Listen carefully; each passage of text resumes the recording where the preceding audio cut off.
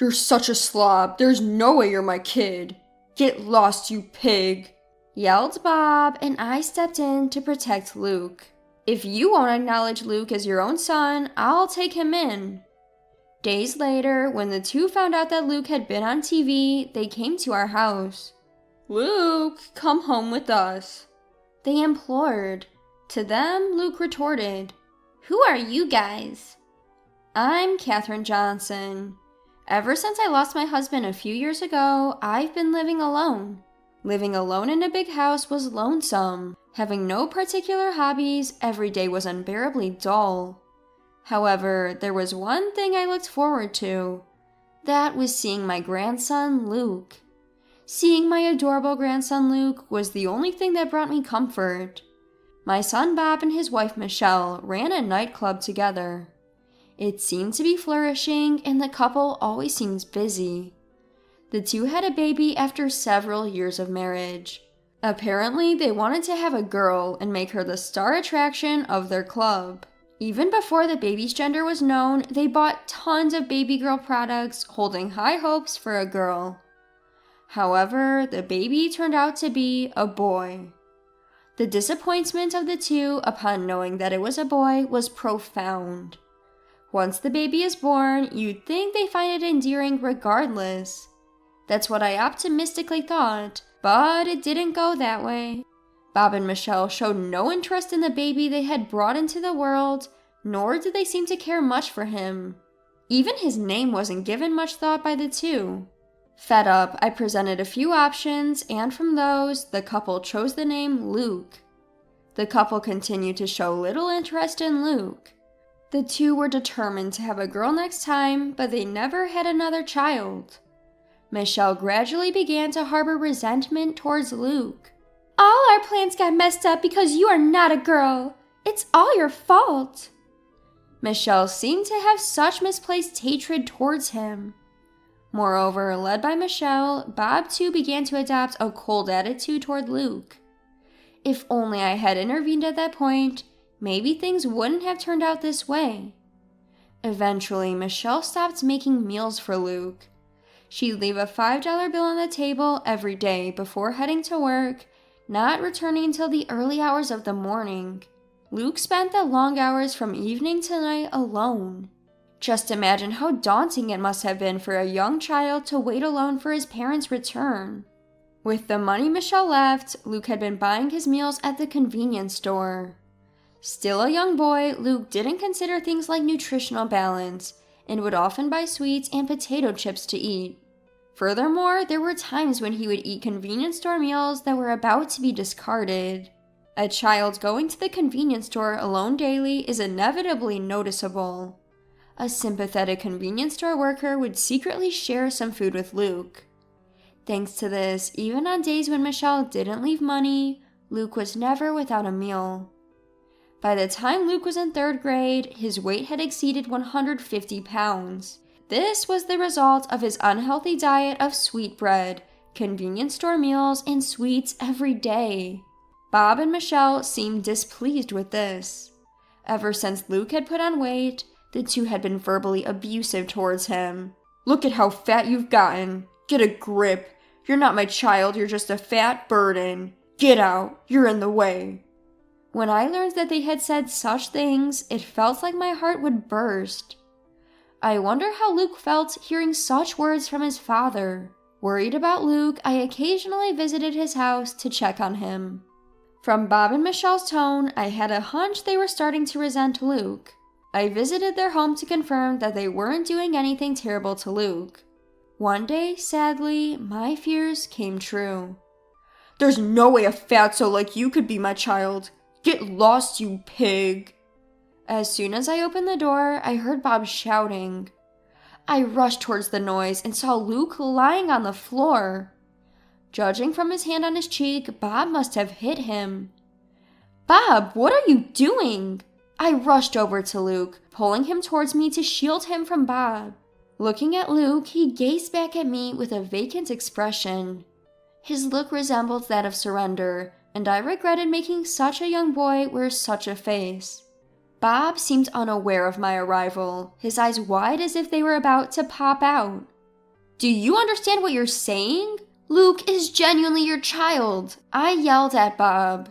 Although Bob is my son I gave birth to, I couldn't comprehend what he is thinking at all. Even if Luke was not the daughter he had hoped for, I could not believe the treatment he was giving to his own innocent son. If you don't acknowledge Luke as your child, I'll take him in. Both Luke and Bob were taken aback by my sudden words. From there, the conversation moved rapidly. Bob and Michelle, seizing the opportunity to rid themselves of their problem, accepted my proposal eagerly. Thanks, Mom. Now I can concentrate on my business, right, Michelle? Yes, thank you so much. On the day I took Luke in, the two of them said this with the brightest smiles I had ever seen. That smile made me sad. I fully understood how little they cared about Luke.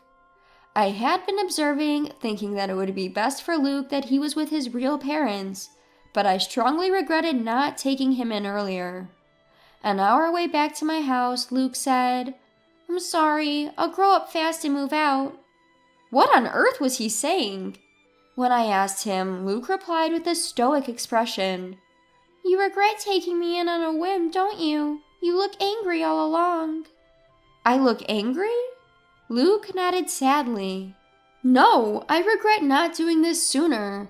I should have let go of my notion sooner that you must be happier to be with your real parents. Aren't you annoyed with me? Luke looked at me with anxious eyes. I tightly hugged Luke. No way! I know for sure that I love you more than those two. Luke seemed uncertain of how to react.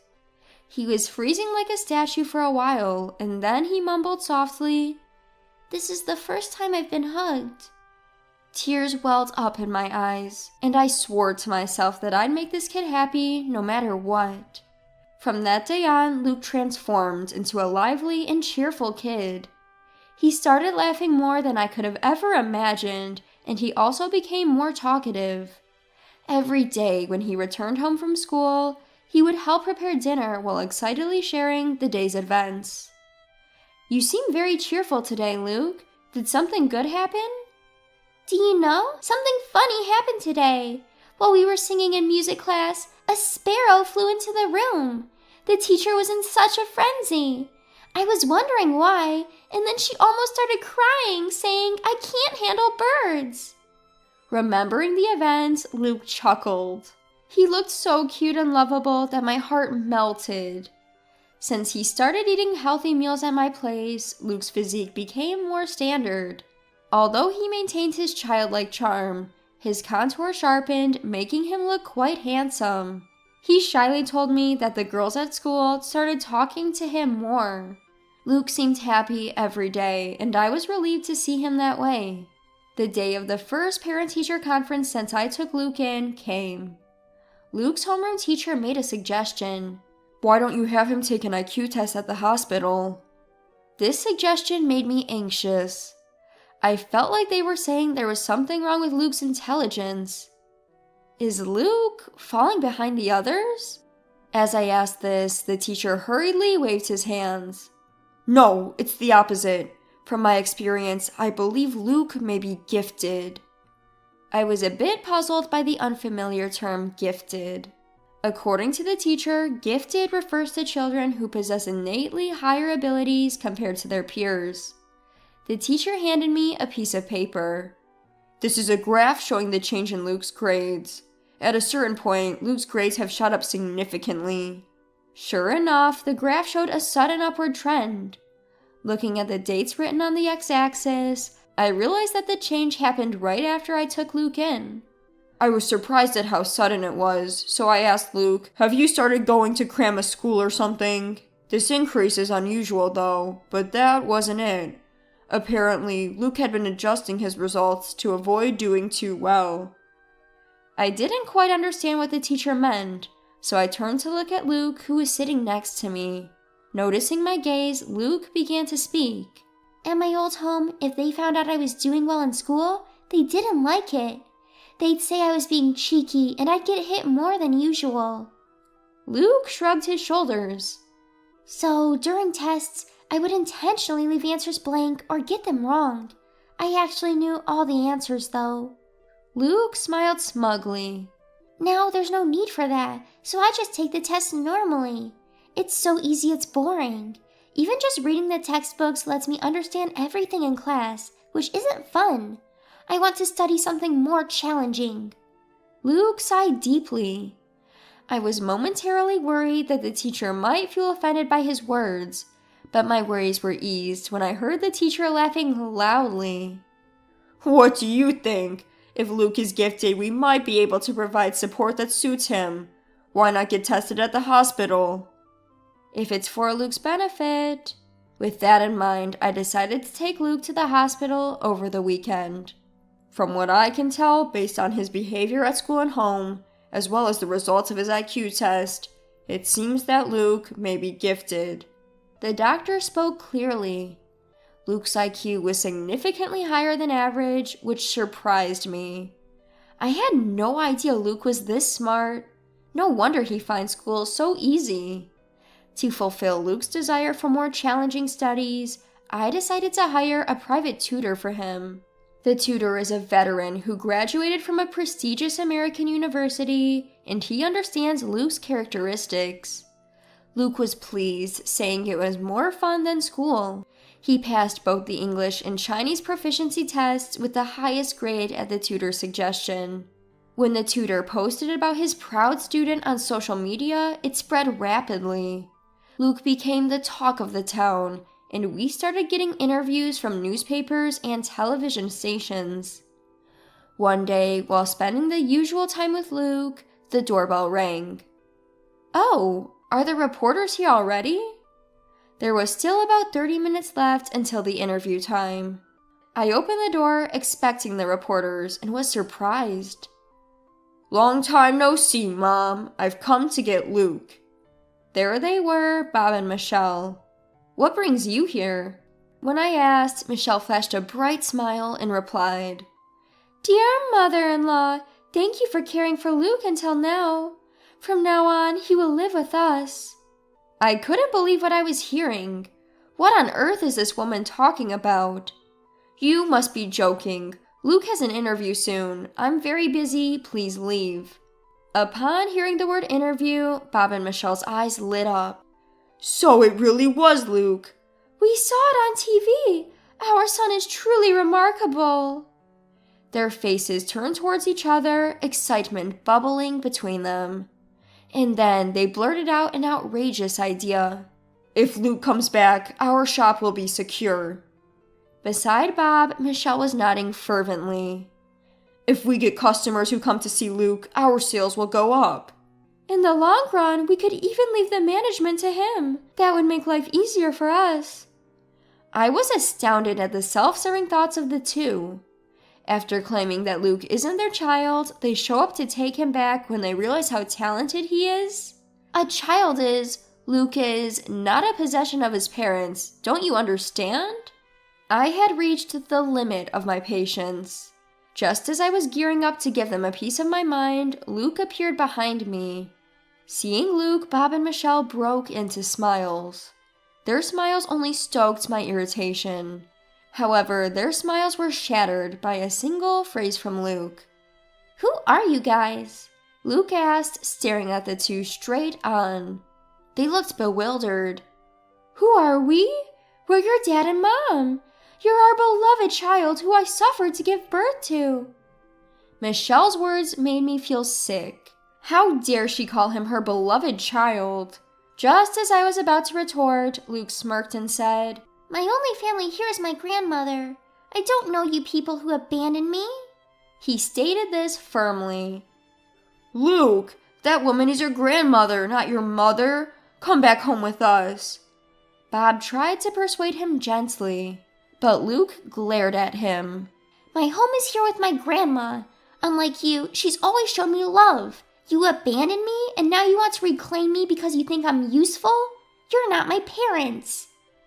It was the first time Luke had ever raised his voice like that. Bob and Michelle cringed at his outburst. Bob, visibly irritated, tried to grab Luke's arm. Just as I was about to intervene, a voice called out from behind Bob. Is what he said true? Did you abandon him? Journalists began to gather around, their faces solemn. They had come to interview Luke. It was already the time of our appointment with them. Reporters surrounded Bob and Michelle. They circled Bob and Michelle, firing off questions at them.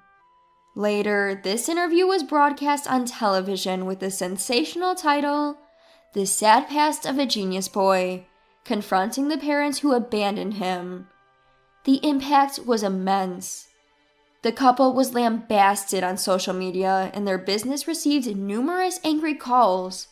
"How could you abandon him just because he wasn't a girl? Don't try to manipulate your child for your own convenience." On top of the angry calls, crowds of people apparently gathered to see the faces of these terrible parents. Needless to say, business could not operate normally under these conditions. In desperation, Michelle reached out to her parents for help, only to receive a cold response. "You reap what you sow. Deal with it yourself. We have no intention of helping anyone who would abandon their child." Bob and Michelle were universally scorned and abandoned. The two of them were reportedly upset, crying out, "Why is this happening to us?" Hopefully this incident will be a wake-up call for them. Although, given their current attitude, the prospects seem bleak. After that incident, Luke and I quickly moved away. I want to cut ties with them. I can't stand going through this over and over. I respected his decision, and we moved far away to prevent the two of them from ever approaching Luke again. We would have sought legal measures if we could, but it seems it's hard to sever ties with biological parents, even if they are adoptive. In Luke's new school, he made a good friend, who seemed to understand him well. Luke would bring him home, show him his homemade programming, and happily explain his points of interest. While I find Luke's interests a bit hard to follow, his friend seems to understand, listening attentively and nodding as Luke explains. From time to time, they would be engrossed in a discussion about programming. Seeing Luke so happy always made me feel glad we moved here. Thanks to his new friend, Luke has been able to live freely and happily every day. I hope they continue to get along well and support each other.